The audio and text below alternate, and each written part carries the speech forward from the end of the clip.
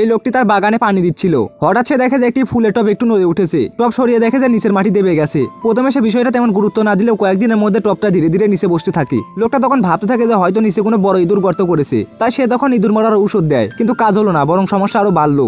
এরপর সে একটি ডিটেক্টর আর ফাঁদ বসালো, সঙ্গে চীনাবাদাম মাখন দিয়ে টোপো রাখলো। কিন্তু তার এই কাজে অদ্ভুতভাবে তার স্ত্রী দিন দিন অস্থির হয়ে উঠছিল। একদিন লোকটি হঠাৎ আগেই বাড়ি ফিরে আসে। তার স্ত্রী তাকে ঘরে ঢুকতে না দিয়ে বাইরে পাঠাতে চায়। ঠিক তখনই ফাঁদের সংকেত আসে। লোকটি তখন দৌড়ে গিয়ে দেখে যে ফাঁদ খালি। তখন তার সন্দেহ বাড়ে। সে তখন সিসিটিভি দেখে এবং পাশের বাড়ির দিকে তাকিয়ে সব বুঝে ফেলে। পরদিন সে স্ত্রীকে বলে সে 1 সপ্তাহের জন্য বাইরে যাচ্ছে। স্ত্রী তখন খুশি হয়ে কারোর জন্য অপেক্ষা করতে থাকে। আর হঠাৎই তখন বিস্ফোরণ। লোকটি তখন দৌড়ে বাইরে বের হয় এবং জরুরি নাম্বারে ফোন করে। খবর পেয়ে পুলিশ ও ফায়ার সার্ভিস দ্রুত ঘটনাস্থলে পৌঁছে যায়। তারা দেখে যে মহিলার মুখে রক্ত লেগে আছে। তারা ভেবেছিল যে হয়তো মহিলা আহত হয়েছে, কিন্তু মহিলা জানালো যে আহত সে নয়, আহত হচ্ছে পাশের বাড়ির এক লোক। তখনই ঘটনার আসল রহস্য প্রকাশ পেল। পাশের বাড়ির সেই লোকটি গোপনে মাটির নিচ দিয়ে একটি সুড়ঙ্গ খুঁড়ে ওই মহিলার ঘরে আসা যাওয়া করত। লোকটি যখন কাজে যেত তখন সেই সুড়ঙ্গ দিয়ে এসে মহিলার সাথে দেখা করত। শেষে সেই সুড়ঙ্গ ধসে পড়ে এবং ধরা পড়ে যায় পুরো ঘটনা।